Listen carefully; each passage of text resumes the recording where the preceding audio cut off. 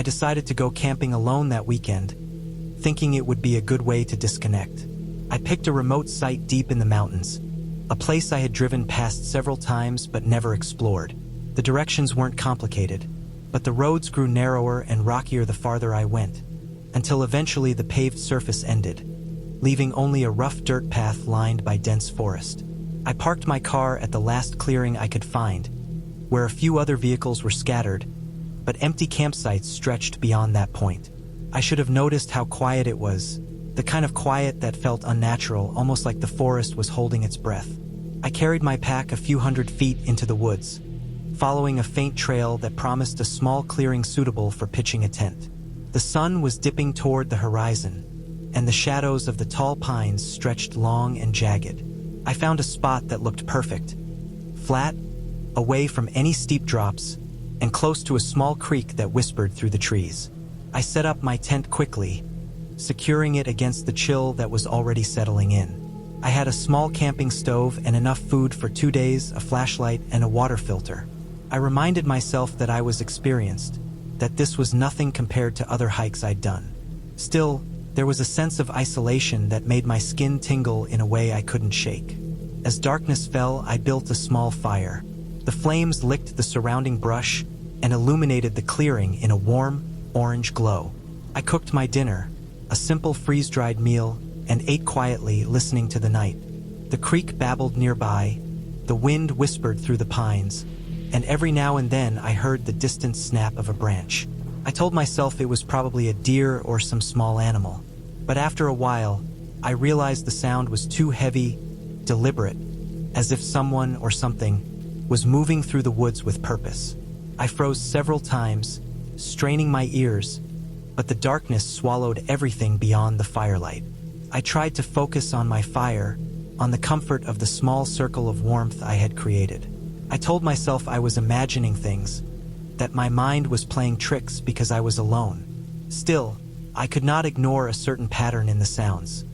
Slow, measured steps that seemed to circle my clearing. Every so often, a twig would snap right outside my line of sight, close enough to make my heart jump. I decided not to leave the fire and stayed put, trying to control my breathing. It was cold, and I wrapped myself in my sleeping bag, but I kept one hand on my flashlight and the other near the small pocket knife I always carried when I hiked alone. Hours passed. I dozed intermittently, half awake, half listening. The noises never stopped.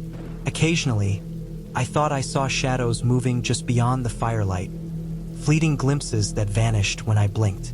My imagination was running wild, but every instinct told me that someone, or something, was out there, watching. I had never felt this exposed in the wilderness before. I remembered a warning my friend once gave me. If it feels wrong, it probably is. At some point, the noises stopped. It was so sudden and complete that I felt almost sick. The forest went silent again, except for the creek. I couldn't see a thing beyond the edge of the firelight, and it seemed like the darkness itself had grown heavier. I tried to settle down, telling myself I'd fall asleep and that whatever had been there had moved on. But then I noticed my fire was smaller than it should have been. I hadn't let it burn low. I stood up, stepping carefully around the edge of the tent, and realized that the logs I had stacked neatly were scattered as if someone, or something, had rearranged them. Panic hit me hard. I grabbed my flashlight, shining it around the clearing. Nothing. No footprints in the dirt.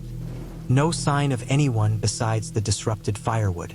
I considered running to my car, but the idea of running through the dark forest, unsure of what was out there, was worse. I decided to stay calm, thinking maybe an animal had knocked over the logs, but the deliberate way they were scattered didn't make sense for a deer or a raccoon. My heart was pounding, and I felt a cold sweat on the back of my neck. I decided to pack up immediately. I didn't even eat the rest of my food.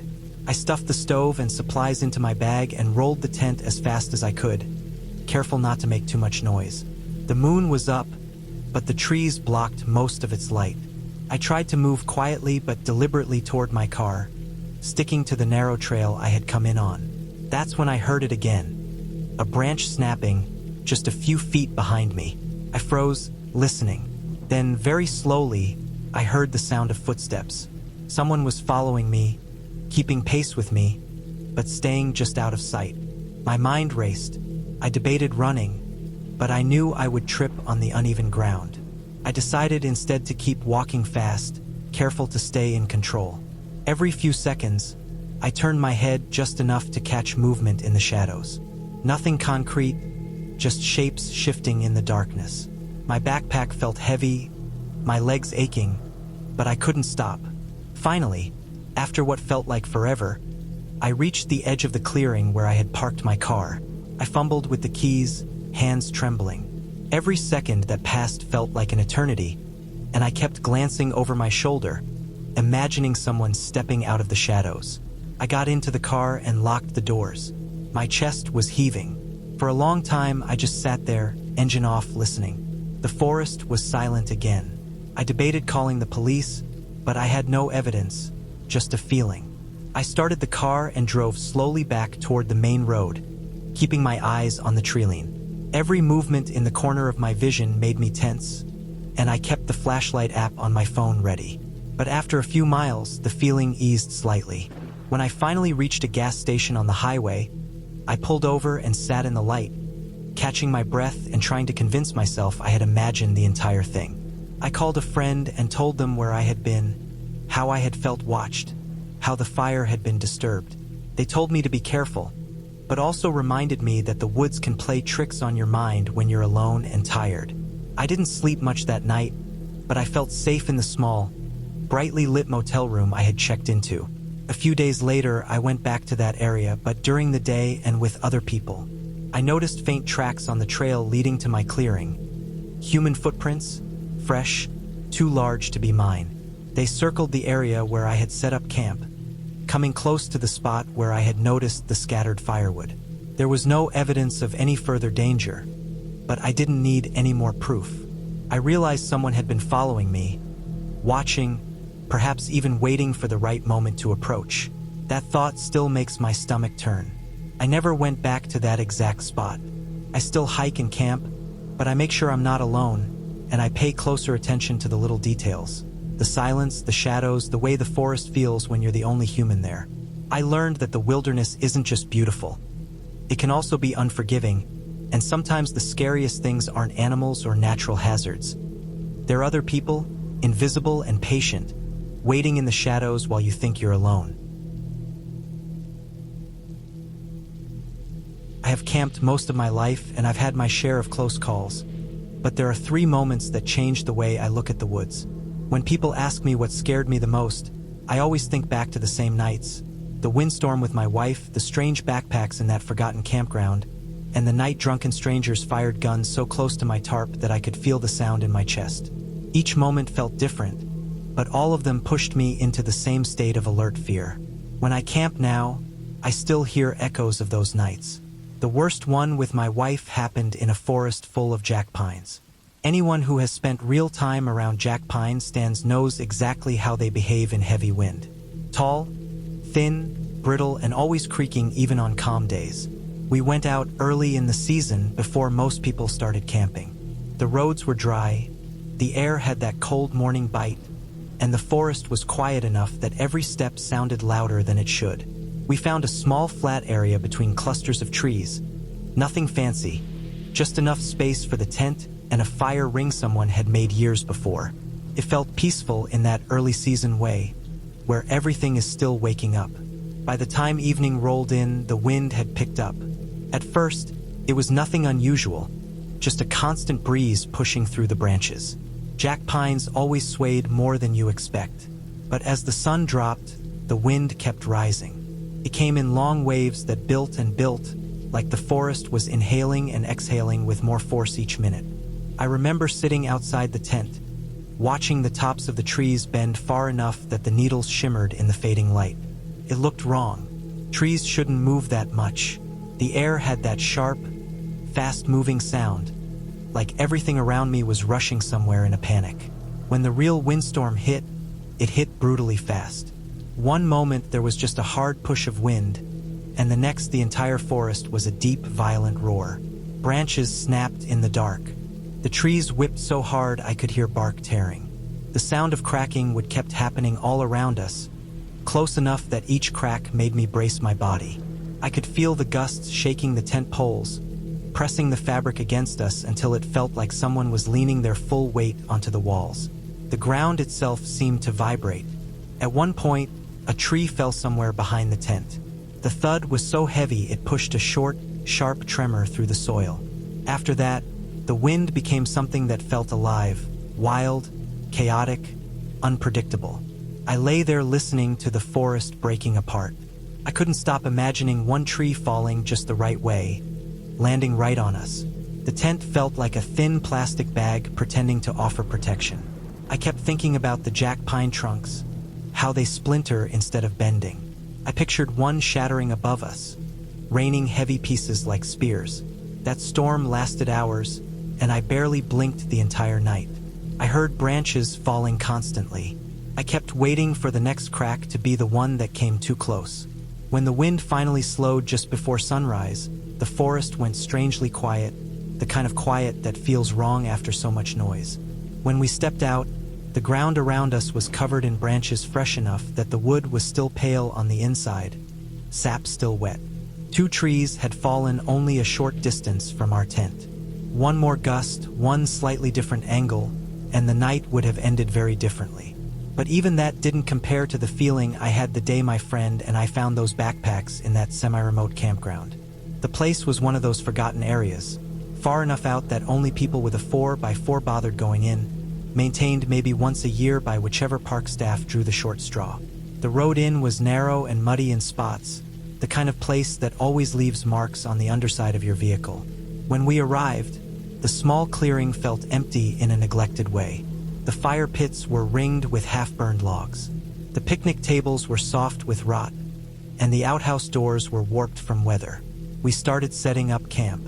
The air smelled like pine and old damp wood. The ground was covered in last year's needles, soft enough that your boots sank slightly with each step. My friend wandered over to the outhouses while I was dealing with the tent stakes. I didn't think much of it until he walked back and made a small gesture toward the first outhouse. I assumed he'd seen something disgusting: broken toilet seats, a dead animal, some raccoon-destroyed mess. Typical backcountry pit toilet surprises. When I opened the door, the first thing I noticed was how cold the air inside felt, like the space had been sealed for a long time. Then my eyes adjusted and I saw the backpacks. 3 of them, big, full, high-capacity packs. The kind you use for week-long trips or long solo routes. They were stacked in the corner, upright, almost neatly placed. They weren't old or sun-bleached. They looked recent. I felt that odd tightening in my stomach, the one that comes when something doesn't fit the environment. We were curious, but the curiosity felt uneasy. 2 of the packs were full of normal gear, good gear, expensive gear, clean clothes, food sealed in bags, basic tools. Everything packed like someone had prepared for a trip and then walked away. But the 3rd pack, the one I still think about, was packed from top to bottom with Skittles. Dozens of bags. Small ones, family-sized ones, bulk bags. Every flavor, every color. Just layers and layers of candy. The outhouse felt too silent as we searched. The air was stale. The wood around us looked like it hadn't been touched in months, maybe years. And yet here were 3 full packs sitting untouched. We stayed there 4 days. Not one person came down that road. No tire marks. No voices. No movement. Every morning those backpacks were still sitting exactly as we found them. By the time we left, they felt like part of the scenery. Something we tried not to think about even though we couldn't stop thinking about them. When we reached civilization, we reported it to the conservation officers. They took it seriously, but I never heard what happened next. The last experience wasn't about storms or strange items. It was about human danger, the kind that comes out of nowhere. I had gone out on a small overnight backpacking trip with my dog. It wasn't far from the road, just a quick escape into the trees. I didn't bother with a full tent, only a tarp tied between 2 trees and a small fire burning low. It was one of those nights where the air cools fast and every sound seems sharper in the dark. I was half dozing with my dog curled close to me, the fire flickering just enough to light the inside of the tarp. Then I heard an engine. Loud, fast, A truck tearing down a dirt road not far from where I had set up. The sound cut through the woods, too close for comfort. It stopped suddenly, the way people stop when they're not thinking about how noise carries. Then voices, slurred, excited, drunken voices. More than one. The kind of voices that make you stiffen instinctively. The gunshots came seconds later. The first one echoed so sharply that I felt it through the tarp floor. Then more. Fast, careless bursts. I knew the lay of the land well enough to understand they were firing in a direction that lined up with where I was. Maybe they didn't know I was there. Maybe they couldn't see my fire through the trees. But none of that mattered. Drunk people with guns don't need a reason to be dangerous. My dog was shaking against me, and I could feel my own breath speeding up. I grabbed my pack with one hand, the leash with the other, and started moving. I kept my light off, letting the faint starlight guide me. Every gunshot made me flinch. The forest around me felt thin, exposed, as if every tree could vanish at any second and leave me right in the open. I just kept walking, steady but fast, heart pounding so hard my chest hurt. I didn't stop until the gunshots were distant enough that they dissolved into the wind. When I finally reached the road where I'd parked, the quiet felt so heavy it almost made me dizzy. My dog stayed glued to my leg the entire walk back to the car. Even when I shut the door and started the engine, the aftershock stayed inside me, buzzing in my arms and legs. I didn't relax until we were miles away. Those 3 moments changed the way I camp. They weren't supernatural or unbelievable. They were just raw, unpredictable pieces of the real world. Storms strong enough to drop trees like matchsticks, abandoned gear that hinted at a story no one would ever explain, and people careless enough with weapons to put strangers at risk without even knowing it. None of it was dramatic in a movie way. It was quiet fear, the kind that settles into you slowly, the kind you carry. The ending to all of it is simple and clear. I still camp. I still love the woods, but I go in with a deeper awareness now. I pay more attention to the trees above my tent. I trust my instincts when something feels off. I stay farther from unknown roads. I listen harder. I react faster. The woods have beauty, but they also have edges that cut without warning. And surviving those 3 nights taught me exactly where those edges are.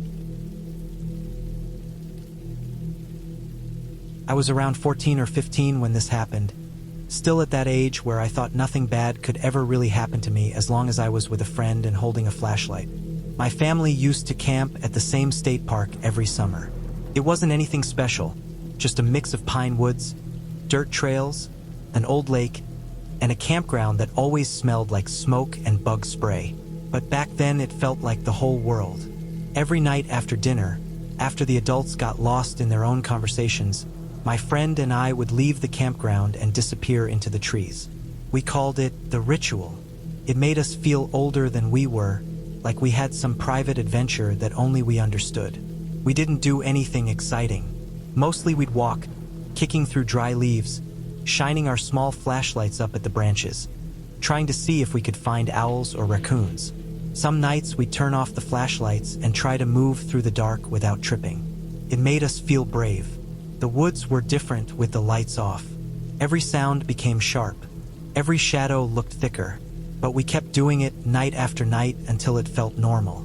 Most nights we stayed close to the campground, maybe a 5-minute walk in. We could still see the glow of campfires through the trees, and the distant hum of people talking made the woods feel safer. But that night we decided to go deeper. I don't know why. Maybe we were bored. Maybe we were trying to prove something to ourselves.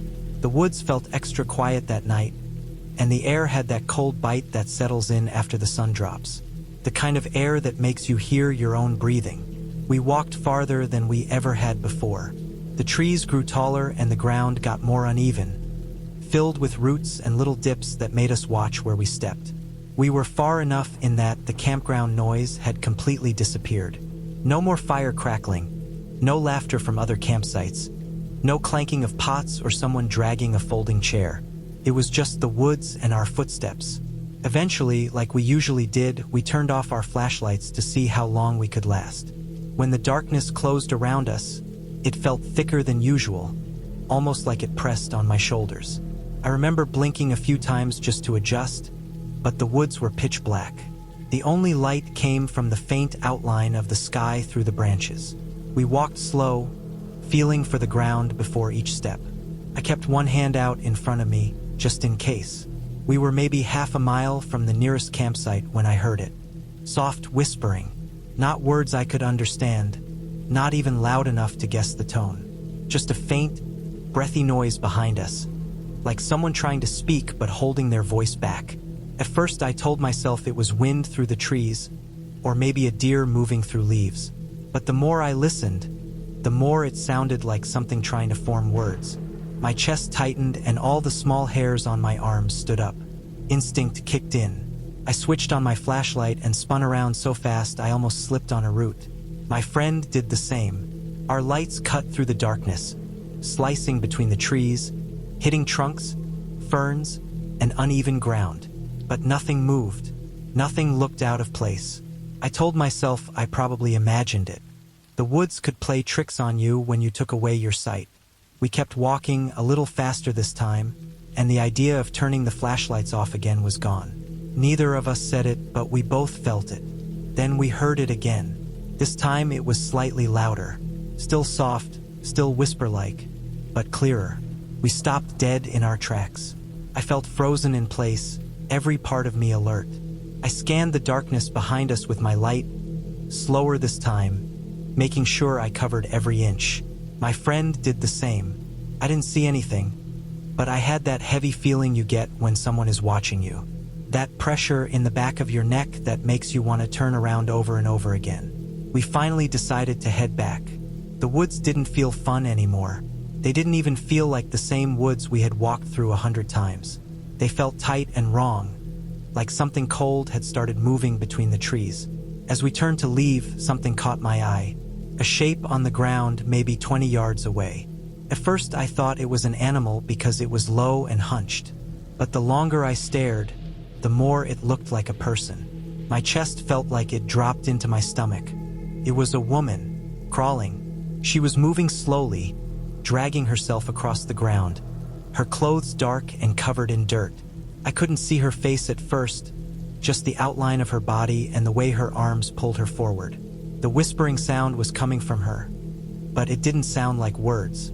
It sounded like thoughts leaking out of someone who wasn't fully aware of what they were doing. I felt frozen. My brain couldn't make sense of the image in front of me. Nothing in the woods should crawl toward two teenagers in the dark. Nothing should whisper like that. For a moment, I thought maybe she was hurt, or maybe she was dangerous, or maybe both. Then she lifted her head. Her face was smeared with dirt, streaked across her cheeks and forehead. Her hair looked tangled like she had been rolling on the ground. Her eyes were wide, unfocused, like she was trying to find something but couldn't lock onto anything. Standing there in the woods with my flashlight beam shaking over her face, I felt more scared than I ever had in my life. Something about the way she moved didn't seem right. Something about the way she stared made the whole forest feel wrong. She slowly pushed herself to her feet. I could see her legs wobbling like she had been crawling a long time. She kept whispering, but it still didn't make sense. It was just broken sounds. She looked like someone who had been wandering the woods for hours without knowing where she was. She wasn't threatening. She wasn't angry, but there was something deeply unsettling about the whole moment. Seeing someone like that, alone, dirty, crawling toward us in the dark woods, whispering to herself, it felt like a scene from a nightmare, but it was real. We ended up guiding her back toward the campground. She couldn't walk straight, and she moved like every step confused her. The whole way back I kept looking around, checking the trees, checking the shadows, half expecting something else to appear. But it was just us, the woman, and the dark. As we got closer to the lights of the campground, the woods slowly started feeling normal again. The trees didn't seem as tight. The air didn't feel as heavy. The whispering stopped. She walked a bit steadier, like the sight of nearby campsites gave her something to focus on. When we reached the campground area, we tried to help her find her group. Took a while. Most of the campsites were quiet, and people were already inside their tents or around dim fire pits. We kept walking with her until we finally found a group of people who recognized her. They hadn't even noticed she was missing. She had just tried to find a bathroom and wandered into the woods in the wrong direction. She was extremely drunk, maybe high too, and had ended up deeper in the forest than she realized. The relief I felt when her group came over to get her was something I can still remember in my chest. She wasn't dangerous. She wasn't some creature or anything like that. She was just a person who got lost in a place that becomes terrifying the moment you lose control of your surroundings. That night changed how I looked at the woods. Before that, they were just a dark place we walked through for fun. After that, I understood how quickly things could go wrong. How easy it is to get turned around, to panic, to lose your sense of direction. And how sometimes the scariest things in the woods aren't animals or shadows or strange noises. Sometimes it's just another human being who wandered too far and lost themselves in the dark. Looking back now, I realize how lucky she was. If we hadn't walked that far into the woods that night, she would have stayed there crawling and whispering for who knows how long. The temperature dropped that night. She wasn't dressed for the cold. She wasn't thinking clearly. She could have ended up miles away from any trail, deeper and deeper into the forest, until morning came and nobody knew where to even start looking. The thing that still sits with me is how quiet everything was before we heard her. No crunching leaves, no branches breaking, no breathing, just that soft whispering out of nowhere in the middle of a huge dark forest. Sometimes I think about how long she had been out there, how many times she might have crawled close to a trail, whispering to herself, hoping someone would hear her. Even now, years later, whenever I camp, I never walk the woods in the dark without a light on. The darkness isn't a game anymore. That night taught me that you never really know who else might be out there, stumbling around, lost, scared, whispering things you can't quite understand until your flashlight finally lands on them. And sometimes the fear you feel doesn't come from danger. It comes from the realization that the only thing separating safety and disaster is a few wrong steps in the dark. I had heard the rumors for years, usually in long threads online where people shared strange things they found in the woods. Every once in a while, the topic of hidden stills came up, old school setups deep in the backcountry where people cooked whatever illegal brew they were making. The rumor was always the same. If you stumbled across a still, there was a good chance someone saw you first. People said whoever ran it watched from the tree lean, silent and unreadable. Some wrote that putting a log on their fire was a way of showing goodwill, like a quiet signal that you weren't there to cause trouble. I never believed all of it, but it stayed in the back of my mind like a dusty folder you never planned to open. The year I actually came across something like that, I wasn't searching for anything.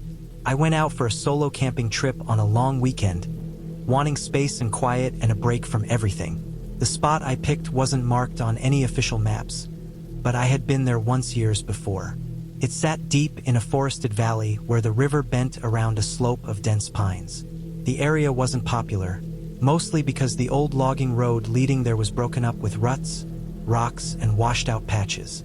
I liked that kind of place, quiet and forgotten, the kind of spot where you could hear your own thoughts. The drive-in took longer than I remembered. The road felt even worse this time. Branches scraped the sides of my truck, and the stones under my tires shifted as if the ground didn't want me there. When I finally reached the clearing near the river, the sun was dipping behind the ridge. The light looked orange and heavy, stretching long shadows across the ground. I set up my camp quickly, using the fading daylight to get everything in place. The air smelled like pine resin and damp earth. After I ate, I decided to take a short walk before it got completely dark. I followed a narrow game trail that ran parallel to the river. The sound of water moving over stones gave the woods a soft background noise that kept everything from feeling too silent. The trees grew close together, their branches knitting overhead. I walked until I reached an area where the trail opened slightly, the ground flattened, and the trees seemed spaced in an odd, deliberate way. That's when I noticed the smell. At first, it seemed like an earthy, sweet scent, something unfamiliar but not unpleasant. But the closer I got, the stronger it became. Not the smell of fermenting fruit exactly, but something sharp and processed, something that didn't fit with the natural forest air. I stepped forward slowly. There was a cluster of metal drums, some rusted, some newer, coils of tubing, a makeshift structure of old wood panels leaned against a tree. And in the center of it all, a round metal pot with a lid, blackened from fire and covered in soot. A pile of firewood sat stacked beside it, ashes scattered around the ground. It wasn't running at that moment, but it didn't feel abandoned. Everything looked too clean, too organized. Someone had used it not long before. My stomach tightened. The rumors I had brushed off suddenly felt real. I took a moment to steady myself, not moving fast, not touching anything. I listened, really listened. The river seemed farther away now. The wind barely reached this part of the woods. I couldn't hear birds. I couldn't hear insects. I only heard my own breathing, and beneath that, a faint feeling that the trees themselves were holding their breath. I didn't want to turn my back on the still. I kept my eyes moving across the treeline, scanning between branches and shadows. The woods were thick, dense enough that someone could stand 20 feet away and I might never see them. The thought made my neck tighten. I remembered the rumors that if you found a still, you were probably already being watched. The fire pit under the pot was cold, but it had been used recently. The ashes hadn't been rained on. They were still soft, light, and unscattered. Someone had walked here. Someone had stood right in this spot. At that moment, I needed to think calmly. I remembered that rumor, the one that sounded like nonsense until I was standing there. Adding a log to the fire was a gesture, a way to show you weren't there to report anything. A weird, unofficial agreement. A sign that you understood the situation and didn't want trouble. There was no fire burning, but the ashes still held their shape. It felt stupid, but my body moved without waiting for my brain to catch up. I reached to the side, grabbed a small piece of wood from the pile, and placed it gently on top of the old ashes. I didn't do it fast. I didn't do it dramatically. I did it the way I imagined someone might if this was a normal campfire and they were just adding fuel. I waited for something to happen. Nothing did, but the quiet deepened in a way that didn't feel like normal quiet. It felt like the forest was watching. I backed away slowly, keeping my body facing the clearing until I reached the start of the game trail again. Then I turned and walked back toward camp with a steady pace, not running, not rushing, not looking over my shoulder. When I finally reached my tent and fire pit, the air felt different. Not safer, but more open, like the woods had loosened their grip on me just slightly. That night I couldn't sleep. The fire I built was small, mostly for comfort rather than warmth. Every cracking stick or shifting ember made me jump. I kept scanning the darkness beyond the ring of light, half expecting to see a figure standing between the pines. The river sounded louder than before, like it was rushing harder, maybe because the rest of the woods were so unnaturally still. Hours passed. The fire burned low. At one point, I thought I heard faint footsteps on the brush somewhere behind my tent. They weren't close, but they weren't far either.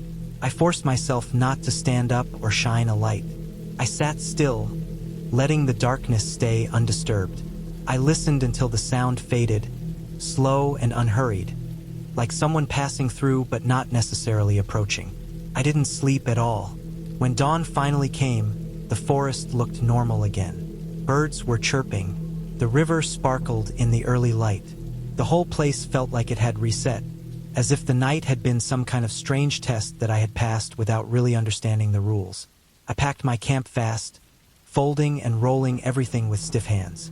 Before leaving, I took one last look at the trail. Nothing moved. Nothing made a sound. The drive out felt longer than the drive in. Every bend in the road made me watch the treeline. The forest didn't feel threatening anymore, but it didn't feel welcoming either. It felt like something indifferent and old that had simply tolerated me for one night. The ending is simple and clear. I never reported what I saw, and I never went back to that valley again. I didn't want to know who was watching from the woods or how close they came to my camp while I slept, or pretended to sleep. I understood something that day. The wilderness has its own rules, and some places have people who enforce them in shadows, not words. I learned my place in that moment. I wasn't part of that world, and I wasn't meant to be. And sometimes, the safest thing you can do is leave quietly and never return. I had been driving along Highway 395 for most of the afternoon, moving slow through the long stretches of open road that cut through the Sierras. I wanted a quiet night outside before a long week ahead, and I didn't want to deal with crowded campgrounds or loud groups.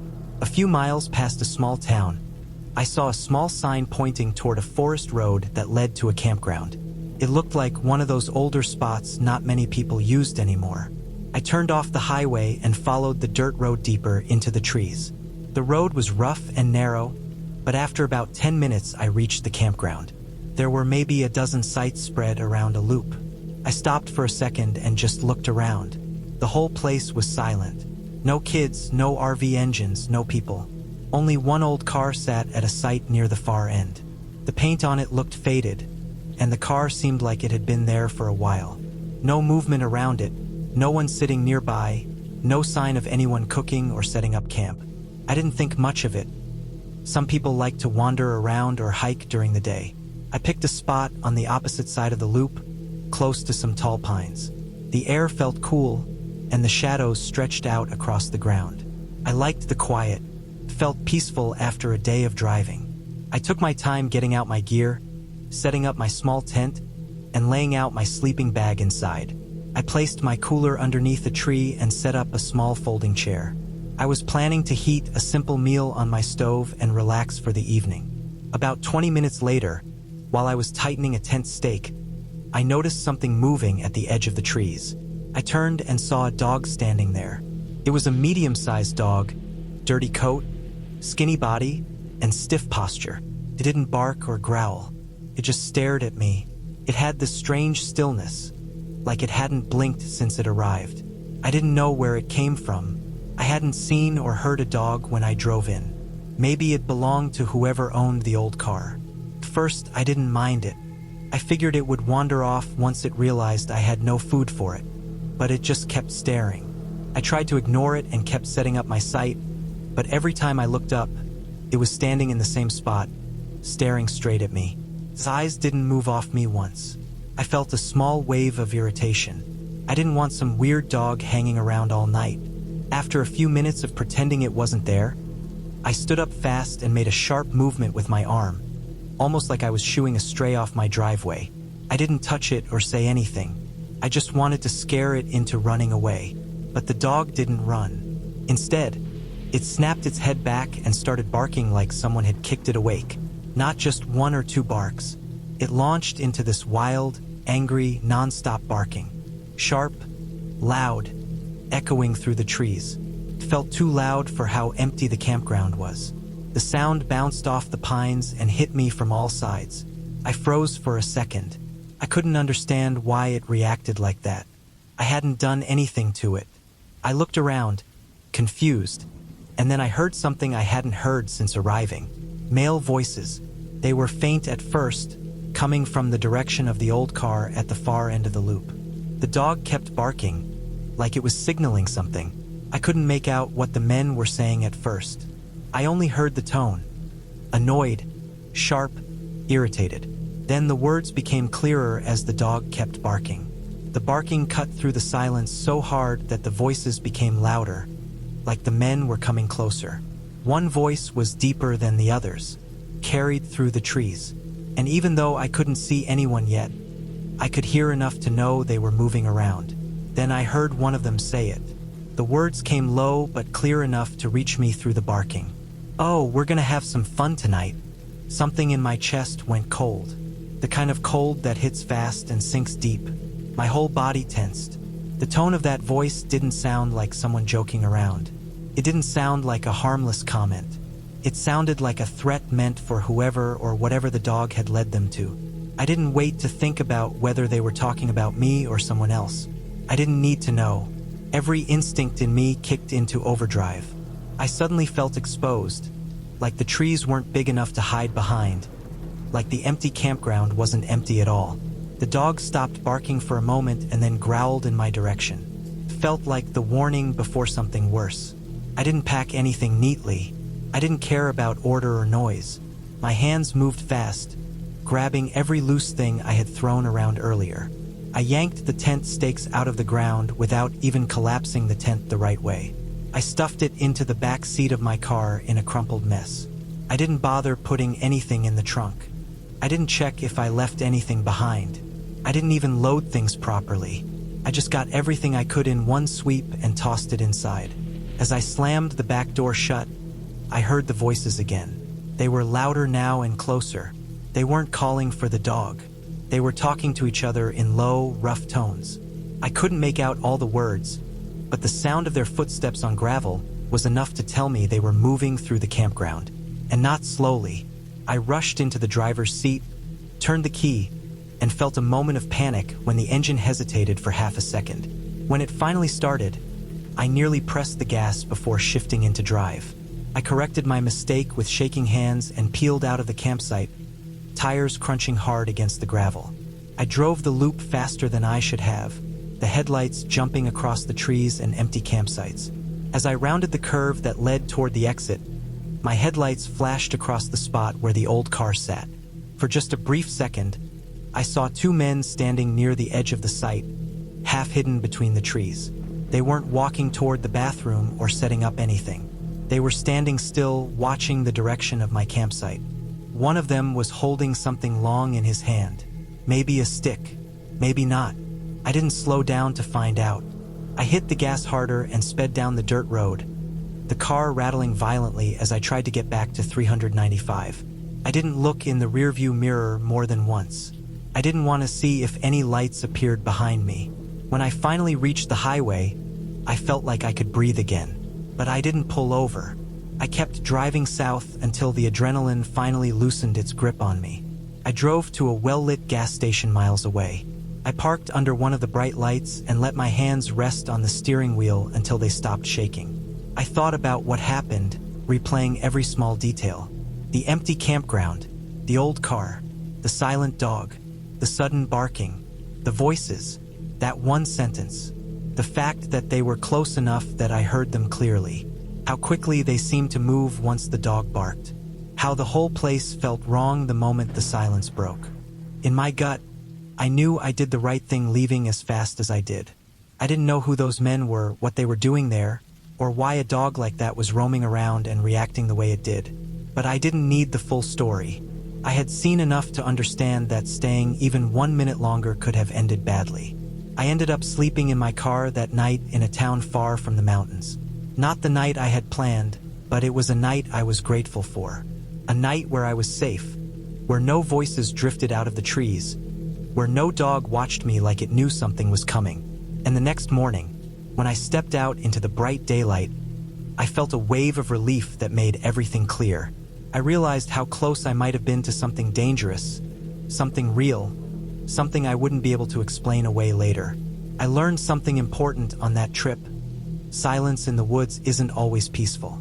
Sometimes it's the kind of silence that hides the wrong people in the wrong place at the wrong time. And that was the last time I ever camped somewhere just because it looked empty.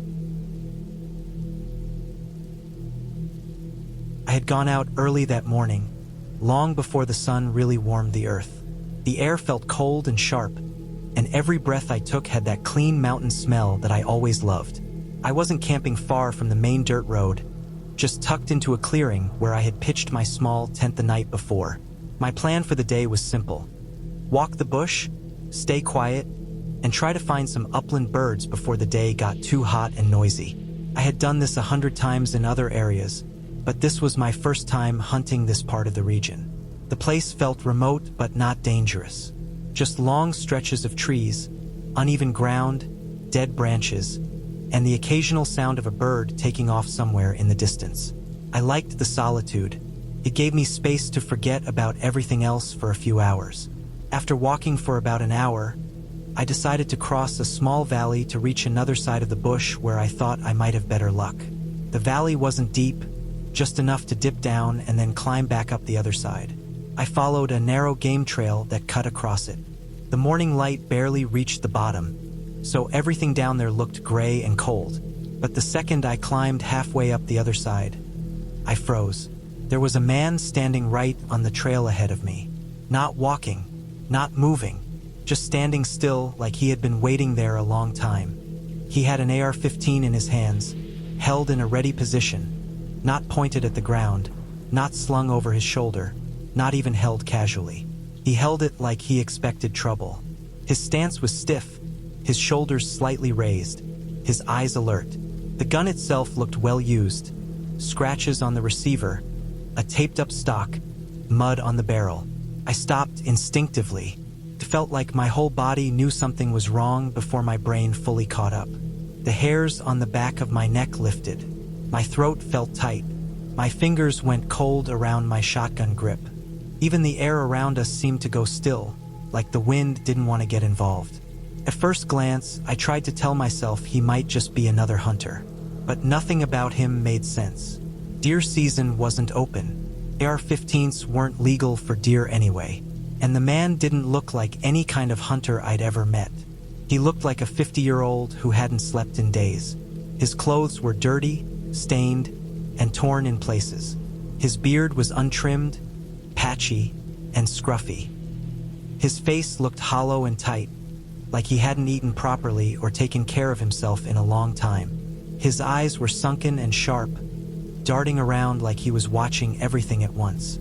He looked unstable in a way that you could feel even at a distance.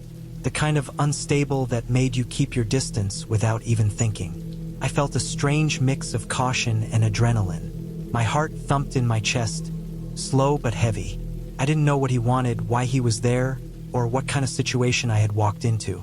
All I knew was that I did not want to be there anymore.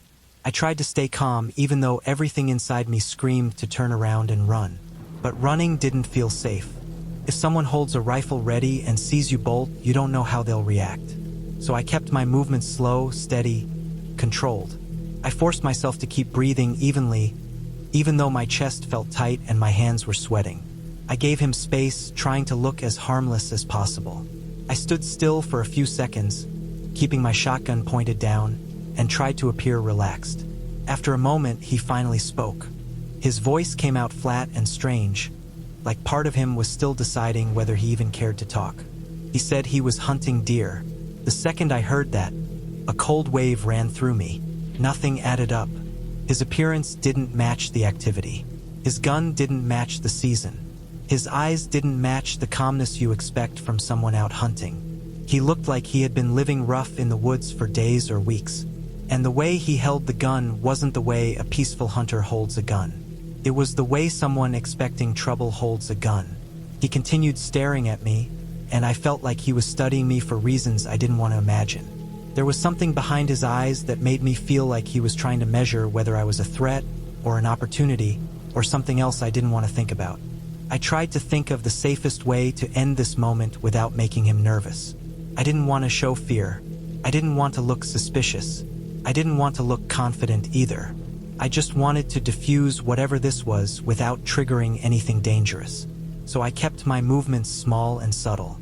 I shifted my weight lightly on the trail, looking like I was just adjusting my stance. Then I asked him, calmly and simply, if he knew a better direction to find birds.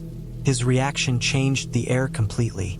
He answered slowly at first, but when he got to the words, "back the way you came," his tone sharpened like a knife scraping against metal. Not loud, not aggressive, just sharp. Sharp enough to cut through the space between us. Sharp enough to tell me the truth he wasn't saying out loud. I wasn't welcome past him. I wasn't supposed to be anywhere near whatever was down that trail. And he wanted me gone. His tone gave me the same feeling you get when you accidentally cross a line you didn't know was drawn. Except this line felt dangerous. His body language tightened. His grip shifted slightly on the AR-15. His eyes stayed locked on me without blinking. I understood the message immediately. I didn't ask another thing. I didn't stand around. I didn't try to explain myself. I kept my breathing steady and took a slow, careful step back. Then another, and another. I didn't turn my back until there was enough distance between us that it felt safe to do so. The moment I slipped over the ridge and out of his sight, I let the tension explode inside me. My heart was pounding so hard I could feel it in my throat. My legs felt shaky. The trail behind me felt like it was closing in. I kept walking fast but controlled, checking behind me every few seconds, half expecting him to follow. I didn't hear footsteps, no branches breaking, No voice calling out. No gunshot. Nothing. But the silence didn't calm me this time. It made things worse. Silence meant I didn't know what he was doing, where he was going, or whether he was still standing there watching the trail. My imagination filled in the gaps with every worst case. As soon as I got near camp, I packed up everything as fast as I could. My tent came down in minutes. I stuffed my gear into the truck without caring about order or neatness. I just wanted distance, real distance, between me and whatever I had walked into. I drove straight out of the woods without looking back. When I hit the main road again, I finally felt like I could breathe freely. The world felt bigger again, not tight and watchful like it did in that valley. I made it back to a small lodge area near town before stopping. I didn't care about food or souvenirs. I went straight to the sheriff's office and reported what I saw. I told them everything.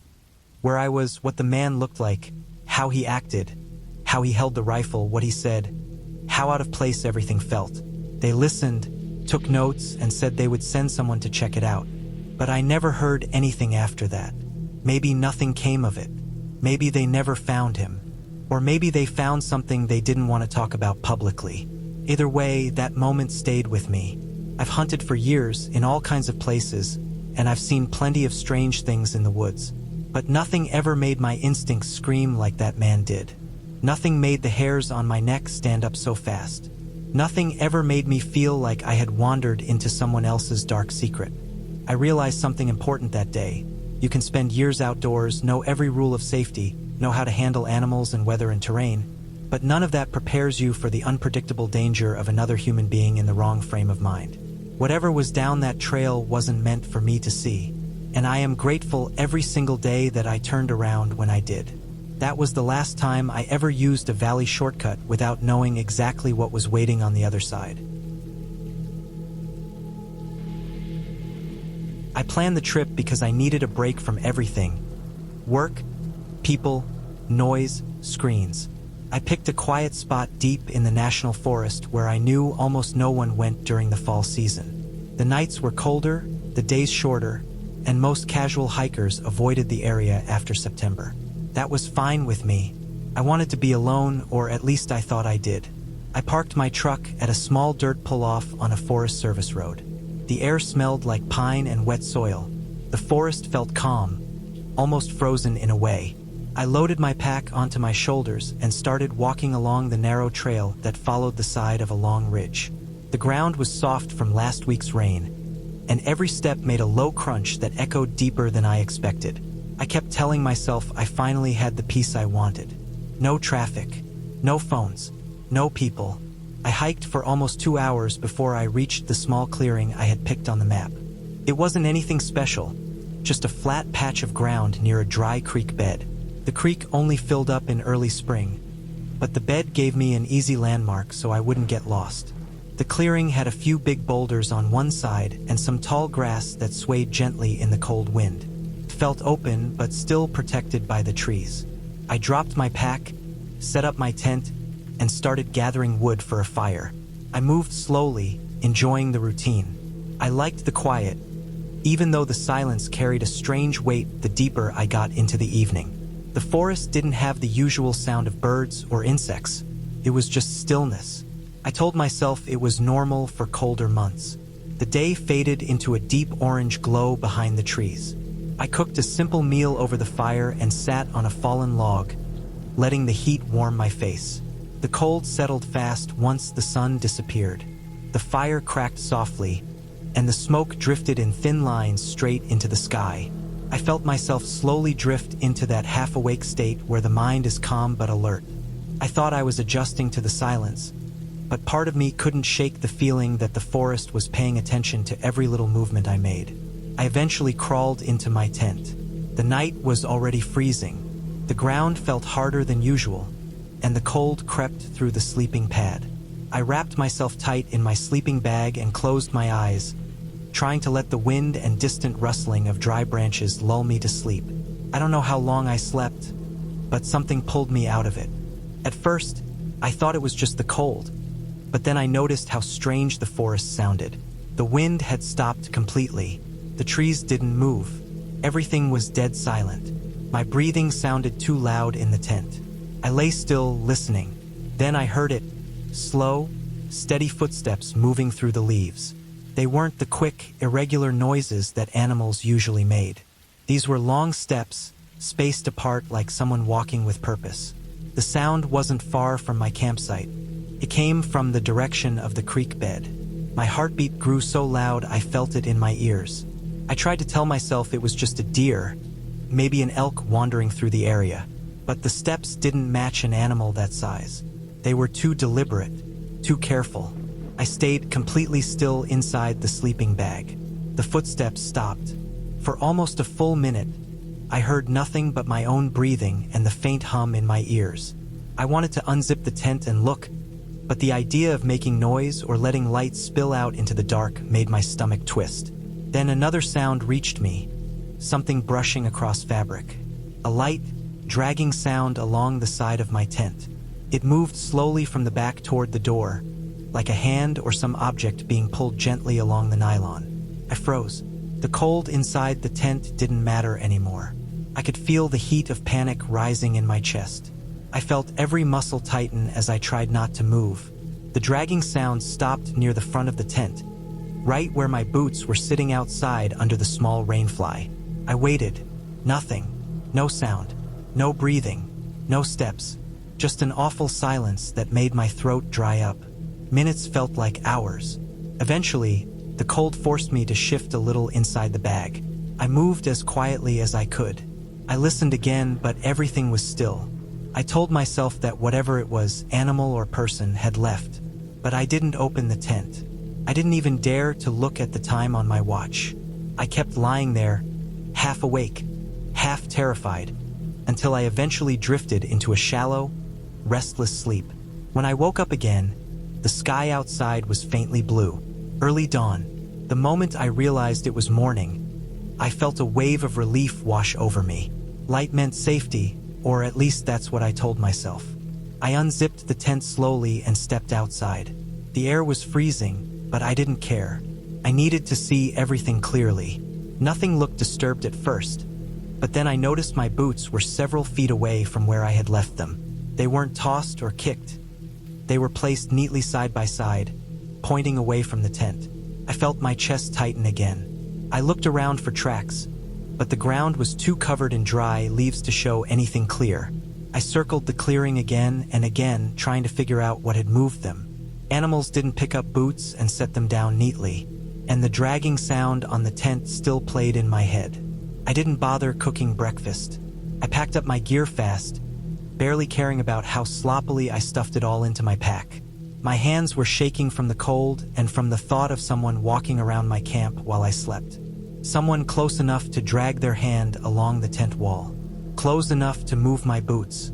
The hike back felt longer than it should have. Every noise behind me made me turn around. Every snapped twig made me grip the straps on my pack. I didn't relax until I saw my truck through the trees. But the moment I walked up to it, my stomach dropped again. There were footprints in the thin layer of frost on the truck's hood. Clear footprints. Human footprints.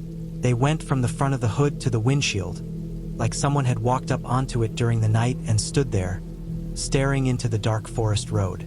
I didn't stop to think about it. I threw my gear into the back and got into the driver's seat. My hands shook as I put the keys into the ignition. I drove away faster than I should have on a narrow forest road, but I didn't care. I didn't slow down until I was miles away from the trailhead. The rest of the day felt unreal. Even when I got home, I kept checking the windows, expecting to see someone standing outside, just watching. I couldn't shake the image of those footprints on my truck, or the careful way my boots had been placed. Whoever it was hadn't tried to take anything.